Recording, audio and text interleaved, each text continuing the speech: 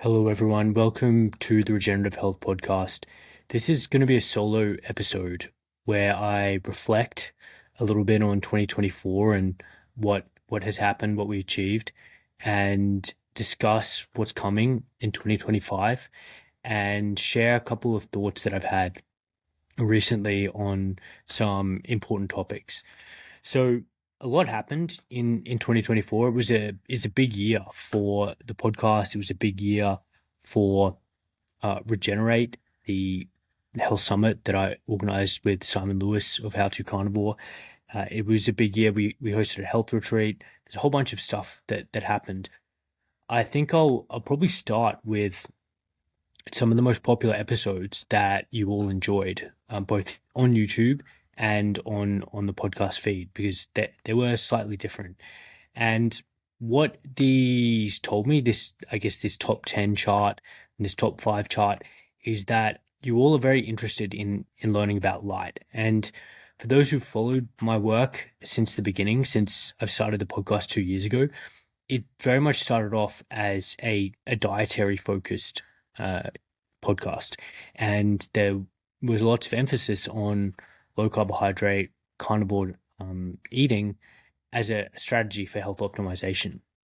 And I think things changed after my series with Dr. Jack Cruz, and after that, those 3 episodes, I really changed tack and a lot more emphasized and explored light and guests that were talking about the effect and influence of light on health. And this has been a fascinating journey for me, and it's really interesting and telling because I think there is an abundance of people and discourse online about diet and its effect on health. I think you can go to any number of very large accounts and find out a lot of perspectives about diet and how it affects health.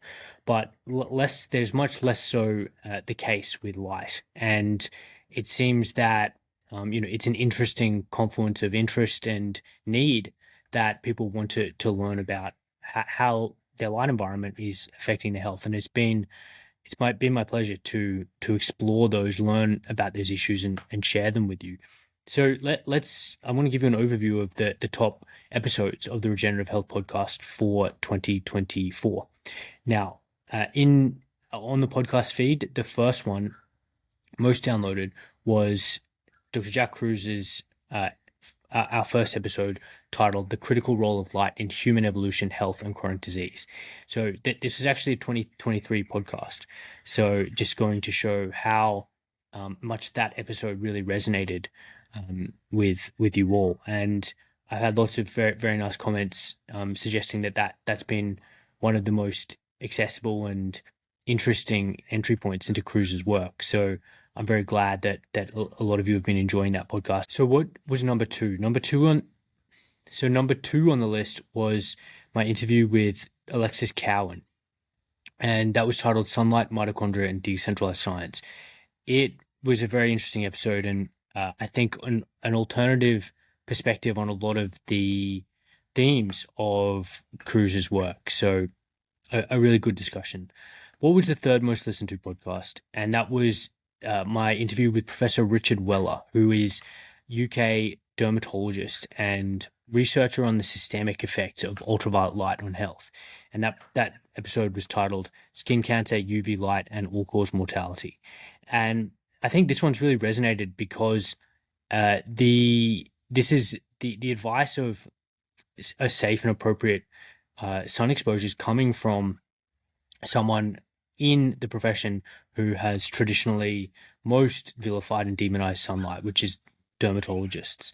So it was really great to hear from Professor Weller, to hear his zoomed out perspective on sunlight, and echoing a lot of the perspectives and advice that other guests on the podcast have talked about.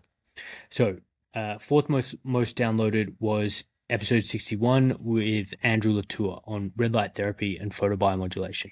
Now, Andrew he's a repeat guest. This was his first episode with me, and I think a lot of you, like me, recognize that Andrew is just a player with a lot of integrity in the space of photobiomodulation and red light therapy, which is at times can be just fraught with marketing gimmicks and all kinds of claims that are really disconnected from what the science shows us about low level laser therapy or red light therapy and photobiomodulation. So really good episode, and Andrew's coming on again. I've recorded already with him and Scott Zimmerman, so that episode's coming out soon.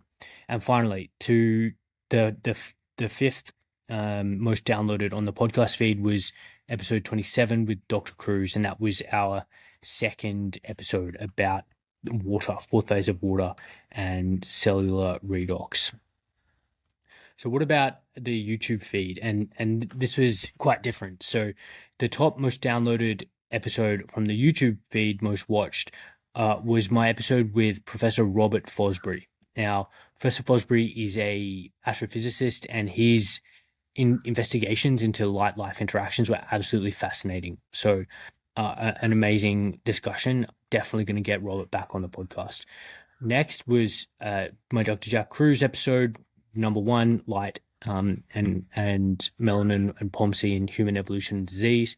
The third most downloaded was my episode with Professor Glenn Jeffrey, neuroscientist at UCL London, University College London, who's using red light to boost mitochondrial function in the retina and now systemically. And his experiments showing that red light was lowering blood glucose is really pivotal and really important work.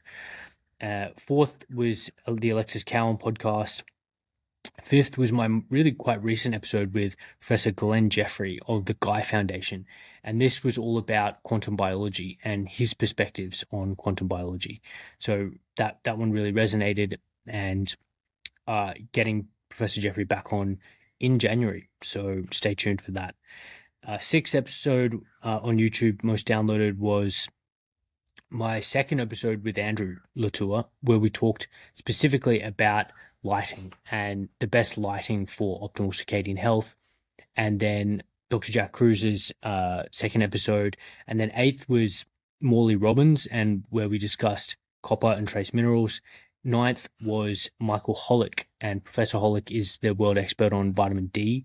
That was a great episode. And finally, my overview, number 10, of the health benefits of sunlight and the solar callus. So that's a recap of the podcast for 2024. What else happened that I think was quite interesting and took a lot of time and effort was Regenerate. And Regenerate, we actually hosted two events that in 2024. The first one in Melbourne at the beginning of the year, and the second one in Albury. And the Albury videos are just being released now. So I'm halfway through releasing those to the Regenerate YouTube channel. But it was fantastic to get together and really touch base and meet with so many of you and so many like-minded people. I think it was great to hear from some amazing speakers, and that education, the decentralized education that we're trying to promote, was amazing. But it was also special. It was special to meet people and to see where you're at and what you're interested in and what you're looking for.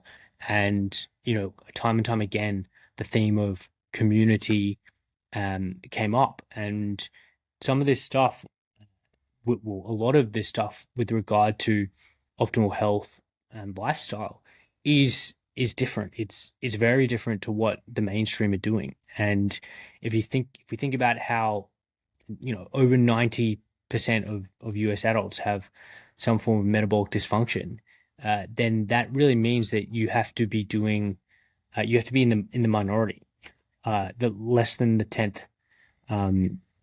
You have to be in the 90th centile or to be doing anything that is going to promote health. Because if you follow the mainstream, you're going to get a mainstream outcome, and that's metabolic dysfunction and disease. So being able to facilitate and foster some community around these events was really special, and something that I really enjoyed.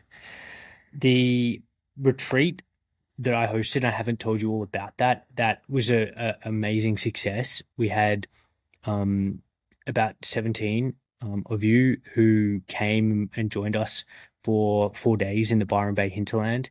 That was another, I guess, extension of this community building, but it was also with the opportunity of spending time in an amazing, beautiful location with beautiful and delicious food to to incorporate in your daily life these circadian habits. And I think everyone had a great time. I had an amazing time. That was a very valuable event for a lot of people. So yeah, what else happened? So the Q&A, my Q&A group, I don't know, I don't talk about it too much through this podcast, but um, that was something that happens every single week, and the I think maybe I missed 3 or 4 weeks out of 52, so it happens like clockwork. So that was great. It was great to connect, and I answer all kinds of questions with regard to health optimization and implementing light as medicine, first principles approach to preventing disease, essentially.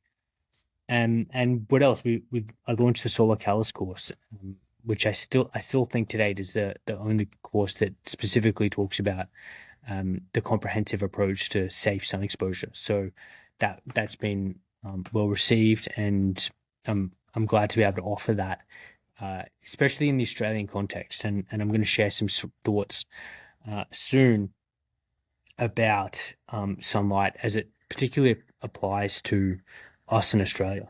But what can I tell you for 2025? Well, I am there's a lot happening for me. It's going to be a bit of a consolidation type year. I've got some clinical examinations, so exams that I'm studying for that will keep me pretty tied up until at least until October of 2025. So I'm going to be taking it easy on the podcast. I'm going to be pulling back the release schedule of content probably every three around every 3 weeks.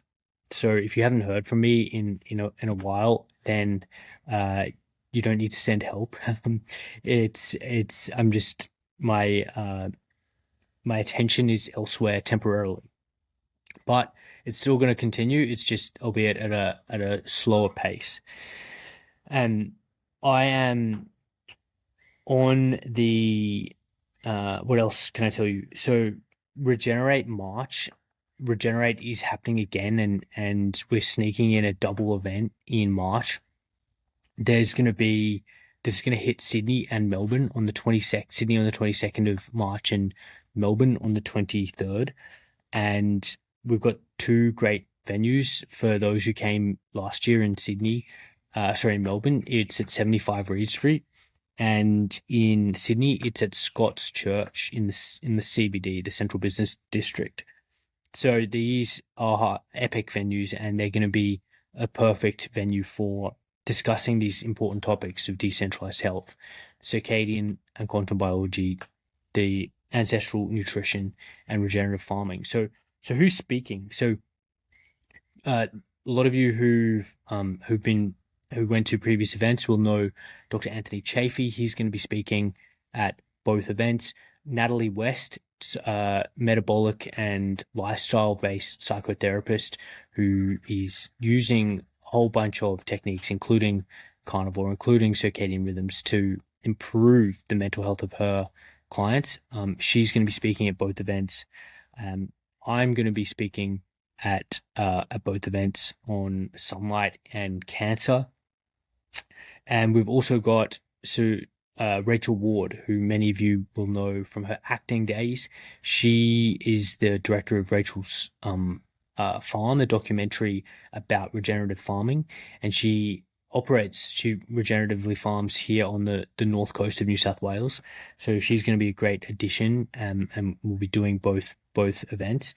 And then finally, we've got the Fetkes, and Dr. Gary Fetke was, I guess, became infamous and later kind of exonerated from the charges against him by the the medical board here in Australia, and his initial charge was some version of inappropriately reversing his patient's diabetes, and he has told his story many times, and it's a fascinating story of one doctor's, I guess, quest for truth and for to uh, treat his patients as he sees fit. And if that included a low carbohydrate diet, and that was something that was really beneficial for his patients, yet that didn't fly with the status quo. So, as I said, Gary's subsequently been exonerated, and he's a now retired orthopedic surgeon, but he's got some amazing stories and perspectives to share. So, really looking forward to hearing from Gary. He'll be in Melbourne and not in Sydney. But who will be speaking in Sydney is his lovely wife, Belinda Fetke. Now, Belinda went on a journey of investigation and exploration to understand I guess, the attacks on her husband during that period. And she talked about that in my episode with her, my podcast episode. So if you go back the through, through the podcast, you'll find my episode with Belinda, and what she discovered was quite a intricate web of conflicts of interest, particularly pertaining to the influence of religion, the Seventh Day Adventists, and the food industry on dietary guidelines. So, very interested to hear from her about what she's going to be saying. What else can we say is that I might be sneaking in another health retreat in July, just after probably mid-July. So if you're interested in attending a regenerative health retreat, whether in Australia and maybe even in somewhere in Central America, then be sure to be signed up to the email list, or send me a message and I'll add you to the uh, kind of priority list of who we're going to release these tickets to first. So yeah, that's exciting. It's a little sneak preview, but that's what we're planning. Okay, now I want to share some thoughts, and I haven't shared too many thoughts recently, but there's a couple of topics that I think is relevant to discuss. One, I'll start with regenerative farming, and there was a outcry about Boviar, and this is a cattle feed additive. So what does that mean? Essentially, it's a synthesized, I guess you could call it a medicine or a chemical compound that is designed to be, well, it is fed to feedlot cattle. And what is a feedlot? A feedlot is basically an area that uh, where cattle who are normally roaming on pasture are brought in, and they are essentially fed grain, another form of whatever, barley, cottonseed, to fatten them up, and they're fed that way because it brings the carcass weight of the animal up much quicker than if it were eating grass its whole life. So Boviol is a compound that is now being added to the feed in feedlots so that they can reduce the methane emission by the cow. The point here is that the framing of the problem is that cattle methane emissions need to be reduced, and I'm really rejecting the frame of that in its ways. I think that the problem is not cattle as it relates to anthropogenic change of climate. What I think is that, and I explained this in a recent reel, is that the cattle grazing its natural diet of grass, any methane emitted as part of that process is part of a natural cycle, and it shouldn't need to be reduced. It's not a part of the problem, so to speak. I disagree with feedlotting. I don't think it's a good strategy. I don't think it's it's good for the cow. I don't think it's good for um, the environment. I think it's I guess, an industrialized process. So I disagree with the whole process of feedlotting, but and I also think that adding more synthetic chemicals into the mix when it comes to meat production is not going to be a good idea, either for the cow or for human health and people who consume the cow. So, and whether the cow's already getting hormones to help increase body weight, whether it's potentially getting antibiotics at various stages of its life cycle, and in the feedlot, so something like this Boviar compound is just going to be adding more unknown unknowns onto into the mix. And what that is doing to human health, I mean, no one knows because no one's investigating it. No one's looking to correlate human disease outcome with cattle meat contamination. And the way that residue is measured currently the in the system, Australian system, is via trace residue that have to either meet an arbitrary amount, and if it's below that, it's essentially not reported at all because it's negative. The test is negative in a kind of binary sense if it's below a our arbitrary threshold, which again isn't properly being investigated.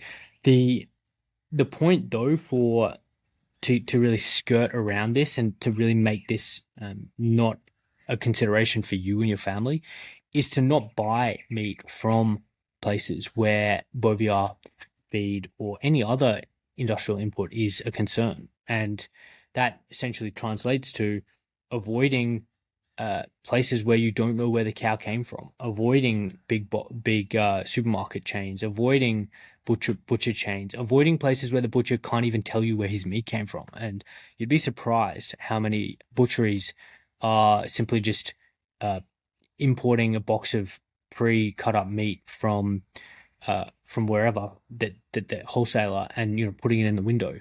So they wouldn't even be able to tell you where the cow was from.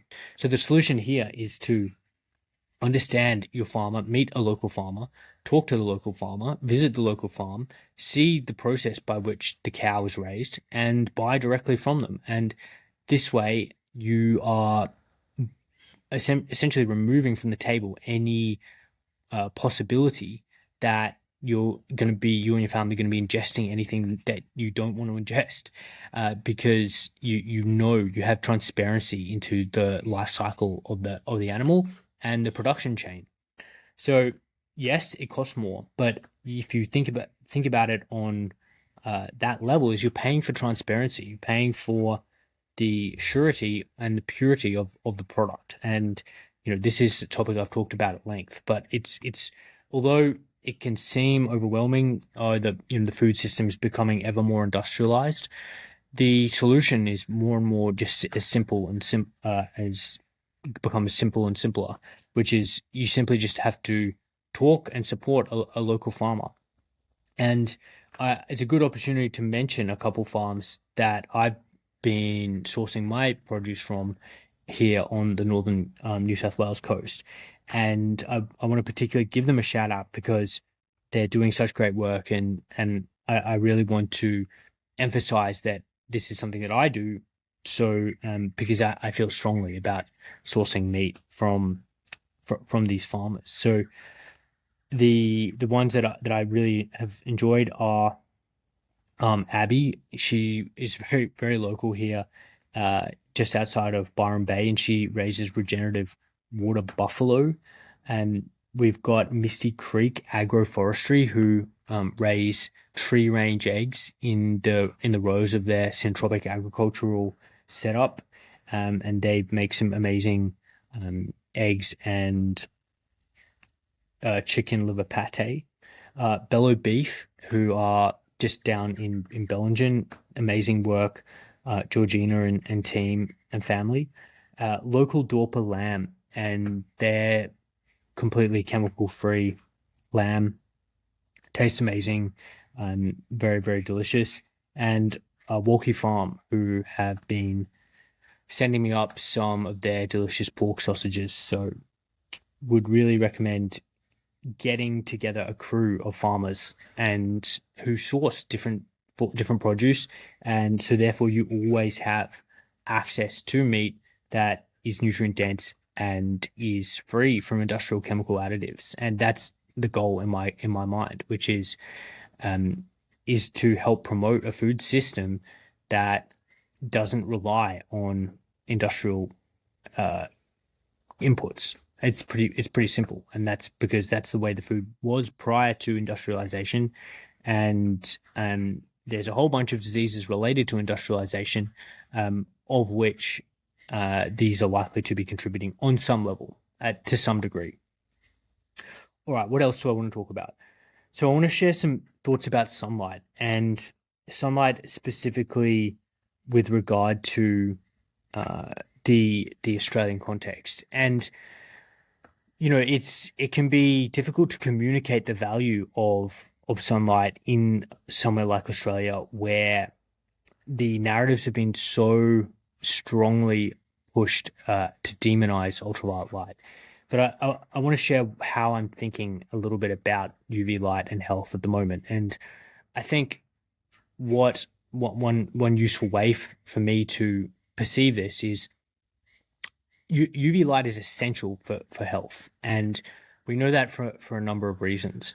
Um, One is because it is produces all the vitamin D type compounds on the skin, and without UVB light, you can't produce those.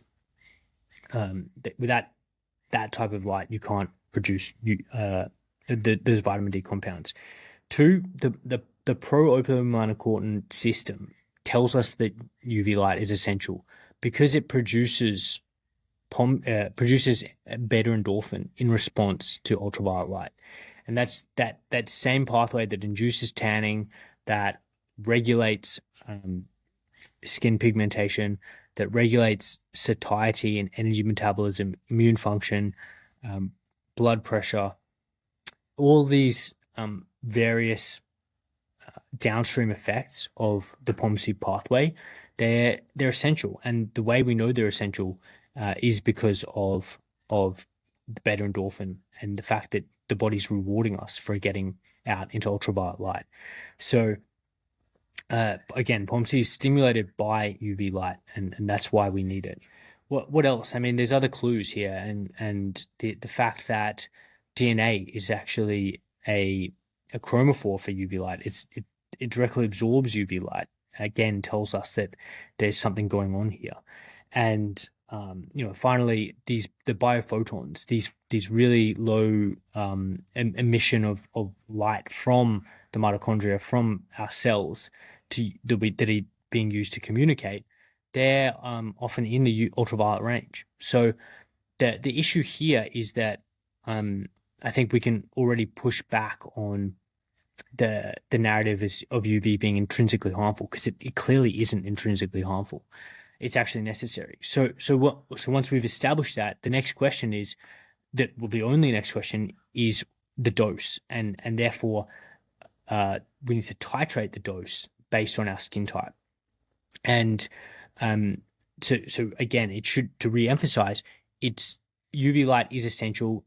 The only thing we're arguing about now is the dose, and UV light dosing needs to change based on skin type. And if you are extremely pale, or you're from a Northern European background, and you're living in Australia where our UV index regularly is climbing in summer over 11, then then we need to take that into account. And really, the simplest way of thinking about it is avoiding the strongest peak UV times. I mean, that's just really quite straightforward, which is use shade, cover up during periods of really high UV, and think about how your skin type differs to the people that were indigenously or natively adapted to this land. And if you have less melanin than them, then you need to have less sun exposure than they would have. And again, ancestrally, we started in the beginning of the day and we ended the day,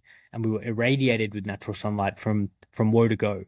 But if you don't naturally have as much melanin, then you simply just need to pare things back.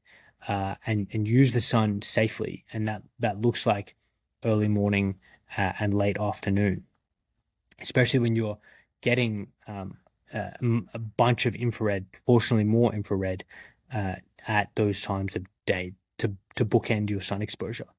But even things like wearing sunglasses. I mean, sunglasses help prevent, especially in extremely glary environments. I'm not against if you're on a boat all day on the ocean, um, wearing sunglasses, but just be aware that your eye is essentially this neuroendocrine organ, and this loop between the retina, the eye, the hypothalamus, and the pituitary gland.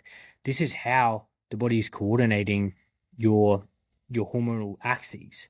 It's through light. Light through the eye is kicking off and starting and stopping these important hormonal systems, which are based on circadian timing mechanisms. So if you are regularly or preventing natural light from, or adulterating or manipulating natural light from hitting your eye, then that is going to have consequences on some long term or short term time scale.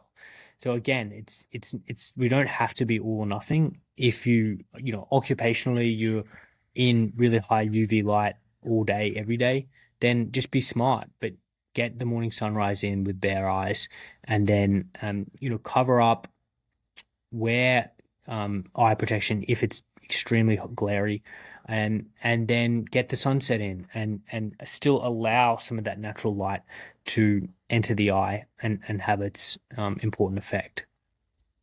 So this is the message that I tell people. The advantage of being paler in Australia is that you need a lot less sunlight to generate vitamin D and to get your light needs met. That should be self-evident because there's less melanin in the skin, and the less melanin there is, the easier it's going to be to generate these UV photo products and get a health benefit. So I think it's important to add those nuances because yes, skin cancer is real. It's a problem, especially in fair skinned people, and we want to stack the odds in favor of benefit of sun, and not not have to suffer from getting SCCs and BCCs cut out, kind of later in life. Even if that trade-off is going to be worth it or that trade-off is on balance favorable because of strokes, heart disease, and other forms of internal cancers that have been prevented by more sun exposure, which is what the literature from Northern Europe suggests. The other thing to be said about ultraviolet light is it exhibits the most classic dynamic of hormesis as a hormetic stressor. And really the definition of hormesis is that it exhibits this biphasic dose response, meaning that a little bit can be beneficial, but you have too much and then it potentially can be harmful depending on the individual. And really that essentially is what ultraviolet light exposure is. And if you go out and bake beyond your solar callus in excessively extreme ultraviolet conditions, then you're going to be pushing past benefit, and you're potentially going to be doing harm. So hitting that sweet spot of hormesis where you are deriving benefit from cultivating all these POMC peptides, building vitamin D, and benefiting from all of those photo products, then you, without sunburning, that's how you use hormesis and you use ultraviolet light safely. So to me, it's again the overall narratives that are advocating for UV blocking above an ultraviolet index of 3, it fails to recognize that there is a hormetic benefit to ultraviolet light, and therefore, furthermore, the fact that advice isn't provided in a nuanced manner depending on skin type is another way that it potentially is doing harm by people avoiding light that they need to remain metabolically healthy and basically healthy in themselves. Cool. So, in closing, I hope that you guys have a great 2025. If you want to connect with me this year, it will pretty much only be through my private group, which I will be continuing doing my Q&As. So if you want to talk to me, if you want to interact, then sign up to my school group, and that's how you can do that. If you want to see me speak live, then I'll be doing that in March at Regenerate in Sydney and Melbourne. So grab a ticket to that if you haven't. We'll also be selling some merchandise like the hat that I'm currently wearing and the Regenerate corduroy cap. So you can only grab these at on the day. If you want to come to Circadian Living retreat, then again sign up to my newsletter or DM me.